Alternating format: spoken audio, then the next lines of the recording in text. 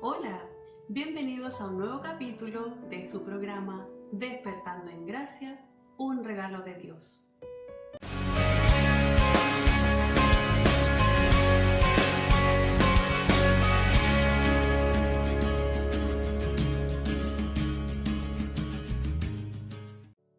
A continuación, pasaremos a escuchar la siguiente alabanza.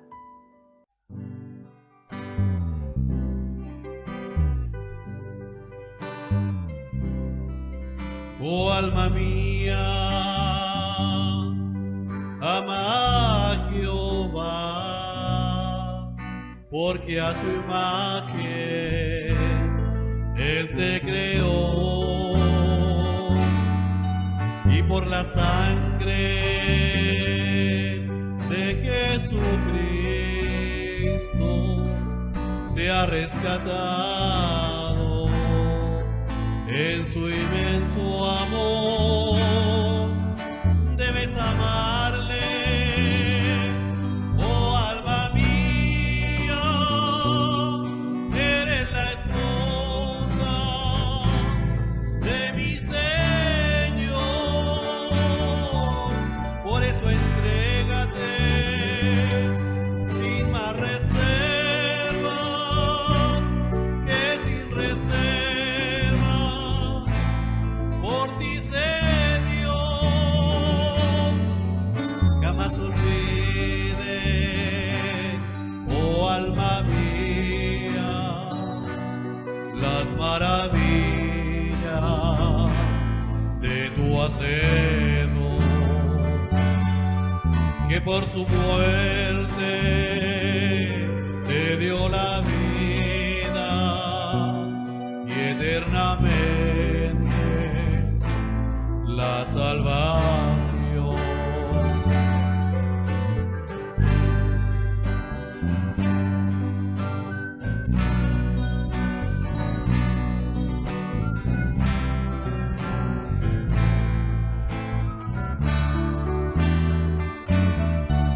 Ama quien tanto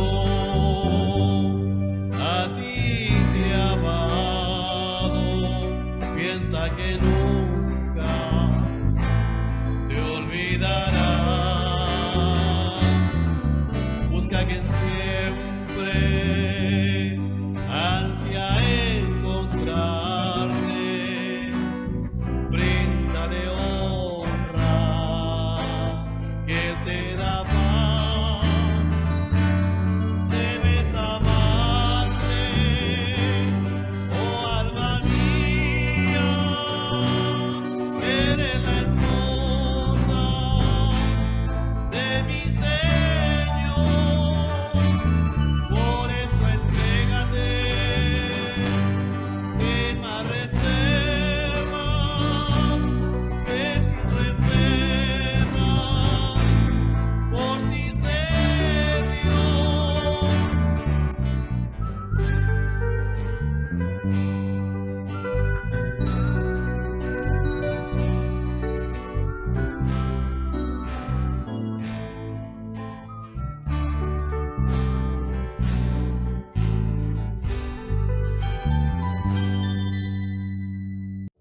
Una vez más, en la palabra de Dios, escucharemos al profesor Juan Luis Baños Ávila. Hola, ¿qué tal? Un gusto saludarles. Una bendición de parte de Dios de poder estar nuevamente con ustedes para que seamos mutuamente confortados en la fe que nos es común a ustedes y también a mí. Despertando en gracia, un regalo de Dios, esperamos que en esta oportunidad lo sea una vez más. Hoy estaremos hablando sobre los 5 principios de la Reforma. Y para ello quiero invitarles a que juntos podamos leer Romanos en el capítulo 1, versículo 16. El apóstol Pablo nos dice: porque no me avergüenzo del Evangelio, porque es poder de Dios para salvación a todo aquel que cree, al judío primeramente y también al griego. Si yo les doy una fecha a ustedes, específicamente 31 de octubre de 1517. ¿Qué se le viene a la memoria? ¿Qué es lo que nos dice esa fecha?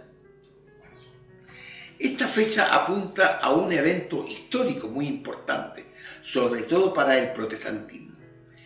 En el año 1517, el 31 de octubre, el monje dominico Martín Lutero clavó en la catedral de Wittenberg, en Alemania, 95 tesis propias de él, preguntándole a la Iglesia Católica qué es lo que significaba eso, y que sin embargo él creía que esas prácticas de la Iglesia romana no estaban de acuerdo a la palabra de Dios y que eran contradictorias a ella.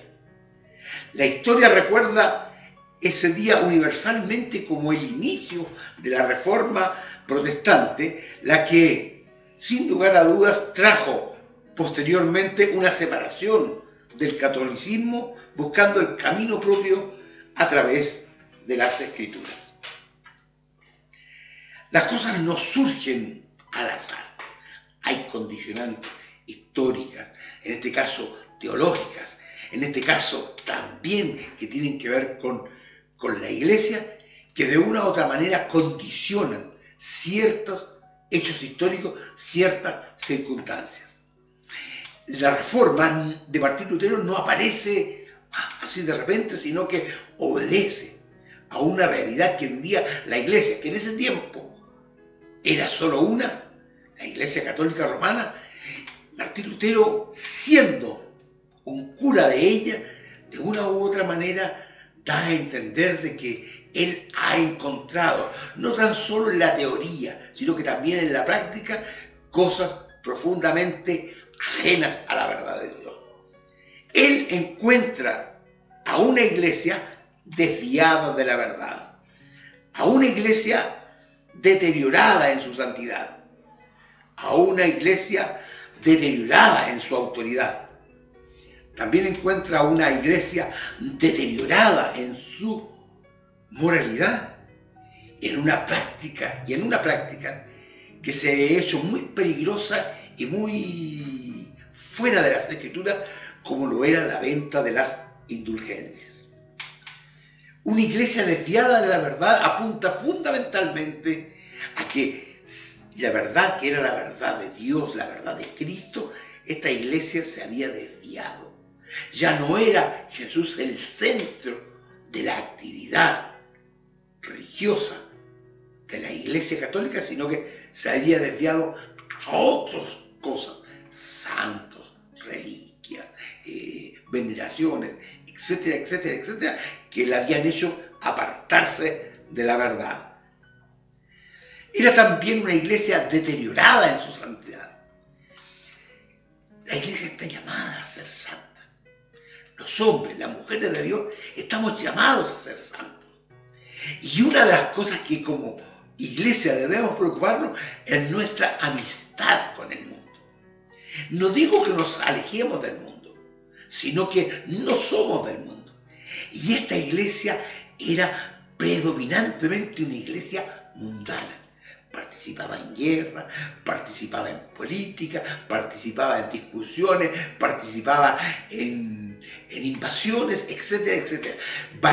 El Vaticano era un país más que, representando a la iglesia, estaba imbuida, por ejemplo, en los afanes sociales de aquel tiempo. Decíamos que Martín Lutero también encontró una iglesia deteriorada en su autoridad.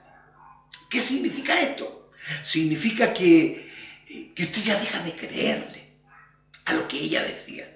Usted ya deja de tener exceso de confianza. Ya no había confianza en los líderes, el Papa, los cardenales, los curas. ¿Por qué? Porque su autoridad, una autoridad que nacía de una profunda realidad espiritual, hoy, en ese momento, ese 31 de octubre de 1517, no existía. Eran tan faltos de autoridad porque eran inconsecuentes con lo que posiblemente debían predicar. También encuentra una iglesia deteriorada en su moralidad. De acuerdo al parámetro de la Iglesia Católica, todo lo que significaba moral era ampliamente, ¿no es cierto?, enseñado en las Escrituras. Pero la Iglesia Católica se había desviado de ello de tal manera que, por ejemplo, habían sacerdotes con muchos hijos, había, ¿no es cierto?, sacerdotes encontrados en inmoralidades de tipo sexual, de tipo económico, de tipo valórico, de tal manera que ya no había parangón alguno en cuanto a lo de ello. Y por último, la historia nos habla de que la iglesia necesitaba financiarse. Conversábamos al almuerzo con mi pastor acerca del financiamiento de la iglesia, y esta iglesia, para financiarse, vendía indulgencias. ¿En qué consistía esta venta de indulgencias? Consistía en que usted pagaba para que sus pecados fuesen perdonados. Usted pagaba para que los pecados de otros también fuesen perdonados. También pagaba por aquellos que, habiendo ya muerto, pagaba por esos pecados, los sacaba del purgatorio y los llevaba al cielo. En esto estaba un hombre especialísimo en recaudar fondos, de apellido Tetzel, de cual manera que, ¿no es cierto?, que él recorría el mundo entero para el mundo entero conocido de esa época, para, ¿no es cierto?, recaudar fondos. Hay una anécdota muy importante o un argumento de él que decía de que cuando alguien echaba una moneda en el cofre de las ofrendas, cuando la ofrenda tocaba el fondo de ese depósito, inmediatamente los pecados eran perdonados para aquel que había ofrecido tal oro o tal dinero propiamente tal. Se vendían reliquias de Juan el Bautista, reliquias de Jesucristo, reliquias de aquí, reliquias de tal manera que la iglesia se había transformado en un negocio muy lucrativo, de tal manera que se necesitaba plata para construir lo que hoy conocemos como el Vaticano, la iglesia de San Pedro. Todo ello a Martín Lutero le trae una contradicción vital, como decía alguien por ahí, de tal manera, ¿no es cierto?, de que él ve de que todos sus esfuerzos de evangelización, todos sus esfuerzos de anunciar la verdad de Jesucristo, la verdad del Señor, están absolutamente desechados por la iglesia dominante. Es por ello que en esta reforma, en nuestra nueva forma, eso es lo que significa reforma, nueva forma, Martín Lutero, ¿no es cierto?, y todo lo que significaba la reforma propiamente tal, concluyen en 5 preceptos, en 5 ideas sólidas que caracterizan a la iglesia protestante hasta el día de hoy. Creemos que así es. La primera mención es sola escritura, solo Biblia, solo palabra de Dios. Solo las escrituras, es decir, la Biblia, tiene el valor y la capacidad para darnos a conocer todo aquello concerniente a Dios. Cualquier otro antecedente que no esté de acuerdo a ella es considerado falso, blasfemo, espurio. Esto es bien interesante, sobre todo nos llega a nosotros hoy en día en lo siguiente: hay muchos que hablan de cosas, que dicen cosas, que pregonan viajes al cielo, viajes al infierno, que andan por aquí y por allá, que escriben libros, que hacen programas, que nos relatan situaciones que van absolutamente contrario a la palabra de Dios. En lo personal, cada vez que he escuchado a alguien que subió al cielo, ya inmediatamente a la primera frase yo paso a otro programa o veo otra cosa. No me interesa lo que va a decir. ¿Por qué? Porque la misma escritura dice: nadie subió al cielo. Entonces, como nadie subió al cielo, nadie, ¿qué es lo que significa? espurios, blasfemos, totalmente ajeno a las cosas de Dios. El cristiano está llamado a tener como regla de conducta y de fe solamente aquello que nos señalan las Escrituras. Con lo que ella nos enseña es lo suficientemente válido para cada uno de nosotros para poder, ¿no es cierto?, enfrentarnos a nuestra fe. El segundo principio era la sola gracia. Y la gracia definida como un don de Dios nos la otorga a nosotros por el solo afecto de su voluntad para que seamos salvos. ¿Qué significa esto? Y nuestra hermana Ada Acuña nos lo enseñaba. La gracia no la merecemos. La gracia no se gana. La gracia no se obtiene. Como todo regalo se recibe solo por medio de la fe. No hay penitencia, no hay ritual, no hay oración, no hay letanía, no hay ayuno, no hay ninguna cosa semejante que nos permitan acceder a la gracia de Dios. Él nos la regala a todos los que, ¿no es cierto?, accedemos a ella. Cualquier otra cosa es mentira porque la palabra de Dios nos enseña eso. Estamos combinando palabra con, por ejemplo, en este caso, gracia. También la Escritura nos enseña que solo es la fe del hombre lo que le permite acceder a las bendiciones que vienen de parte de Dios. Solo la fe es la respuesta requerida por Dios al hombre para acceder a todo lo de Él y lo que Él quiere darnos. No hay otra manera de acceder. Es solamente mediante la fe. La fe es el paso y la respuesta responsable del hombre a la invitación de Dios, que es su creador. Se nos acerca el 8 de diciembre. En Chile,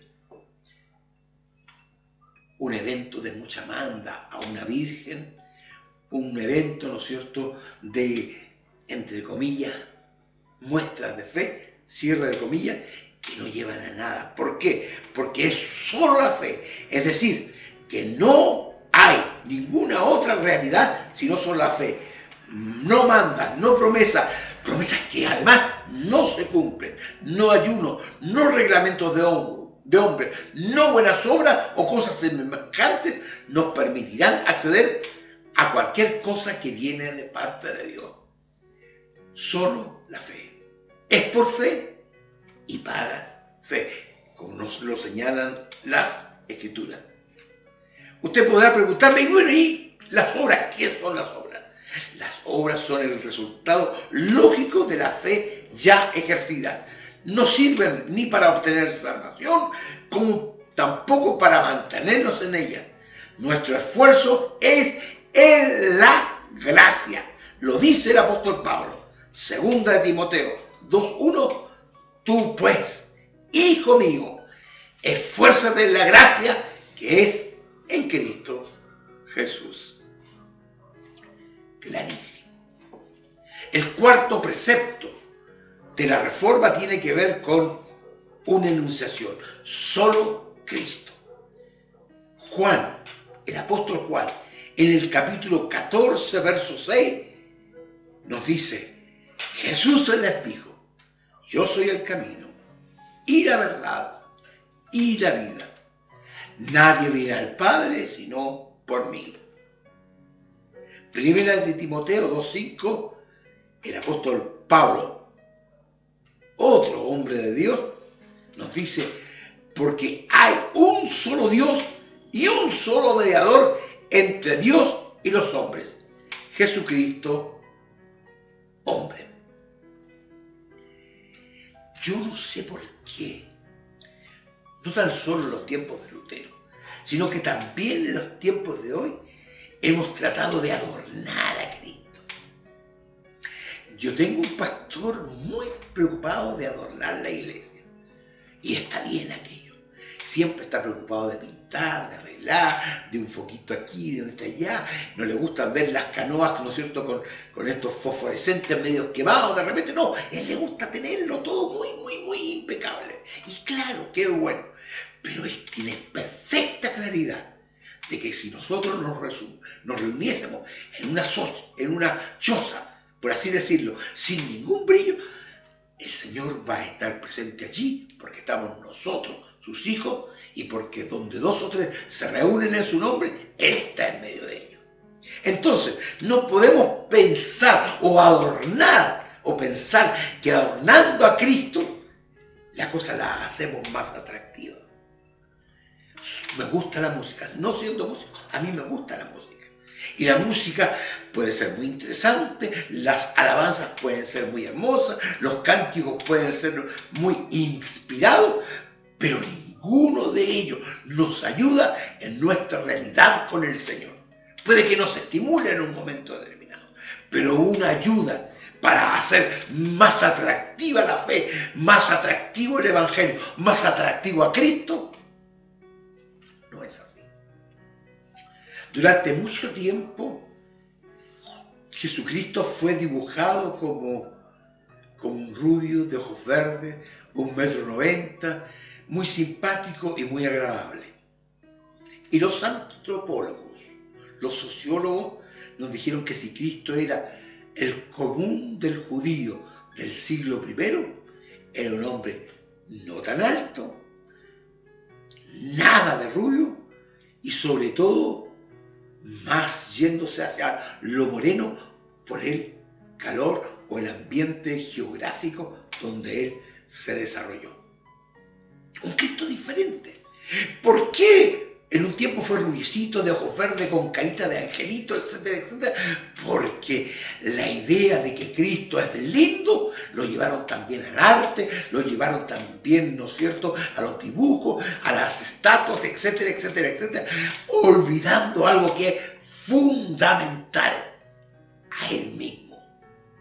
La apariencia de Cristo como hombre no guarda relación alguna con el Cristo celestial, con el Cristo glorioso al cual nosotros debemos predicar.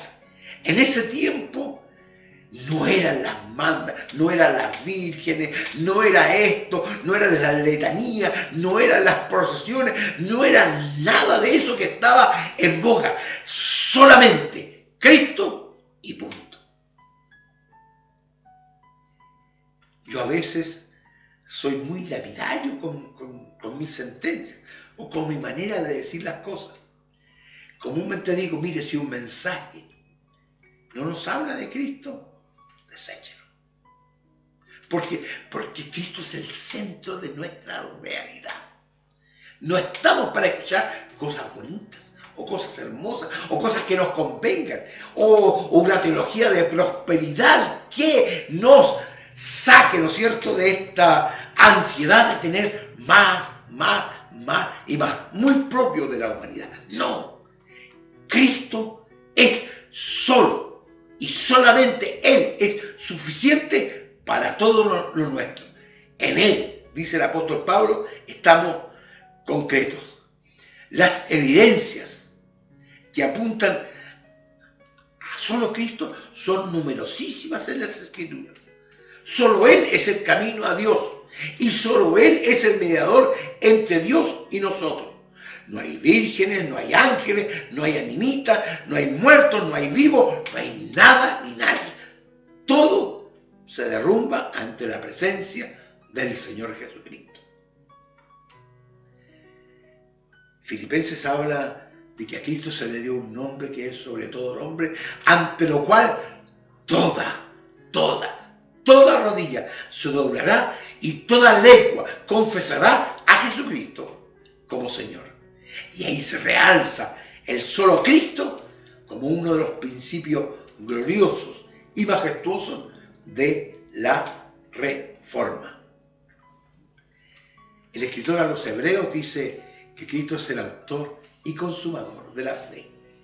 Puesto los ojos en Jesús, habla también en otra de sus partes. ¿Qué quiero decir con esto? Es solo Jesús el asunto. coro es hermoso, la canción es hermosa, los gobernantes religiosos pueden ser muy importantes, pero hay uno solo que descolla sobre todos ellos. Y ese es nuestro Señor Jesucristo. Solo Cristo, decía la Reforma. Y para terminar, el quinto concepto era: solo a Dios sea la gloria. Nosotros los pentecostales en general tenemos esto muy arraigado en nosotros. A Dios solos, a Dios es la gloria, a Dios es la gloria, a Dios es la gloria. Y es decir, se la damos cada tres veces cada mucho tiempo pensando en el Padre, el Hijo y el Espíritu Santo, pero a Dios sea toda la gloria. Y eso es algo que debe ser. Usted canta bonito, cante bonito para que la gloria sea al Señor. Usted predica en forma elocuente y hermosa. ¿Sabe qué? Todo eso tiene o debe tener un solo objetivo: que cuando lo escuche la gente no diga qué grande es este X o Z, sino que qué grande es el Señor, honra y gloria a Él. Porque si no es así, o en su servicio, alguien me dice un ejemplo más, o en su servicio, cuando usted le está dando algo a alguien, cuando usted está colaborando con lo que Dios le ha dado, cuando usted se está desplegando en un esfuerzo, no es para que usted sea reconocido, no es para que una calle lleve su nombre en un momento determinado, sino que es exclusivamente porque Dios le está dando la oportunidad para que diga: a Dios sea la gloria. El apóstol Pablo, en 1 Timoteo 1:17, dice: por tanto, a raíz de todo lo que les he dicho, al Rey de los siglos, inmortal, invisible, al único y sabio Dios, sea honor y gloria por los siglos de los siglos. Amén. ¡Wow! Rey de los siglos, inmortal, invisible, sabio, único. Ese es nuestro Dios. Y a Él, y solo a Él, y para Él debe ser todo honor y toda gloria, no hoy día, sino que por los siglos de los siglos, como nos lo señalaba la Escritura. Yo no sé si usted ha pensado, yo lo he hecho, en el sentido que nosotros como iglesia a lo mejor necesitamos una reforma con 5 principios como los que surgieron ese 31 de octubre de 1517. Creo en lo profundo de mi corazón que mi iglesia amada, a la cual fui llamado por misericordia, necesita volverse a Dios, necesita volverse al Señor, necesita volver a revitalizarse de las cosas que un día hicieron a esta iglesia, o han hecho de esta iglesia la esposa escogida por Dios. En este 31 de octubre que estamos pasando, ayer o hoy primero, no sé más o menos cuándo vamos a salir en este programa, quiero que estas 5 realidades de la Reforma estén con cada uno de nosotros.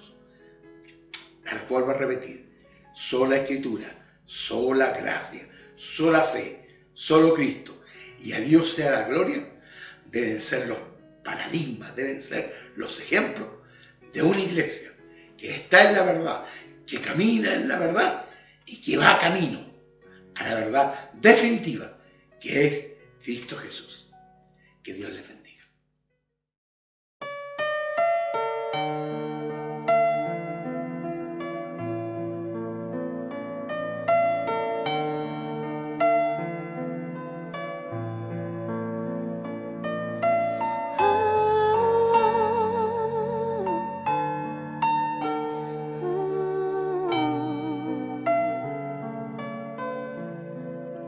Gracias por la cruz, oh Dios,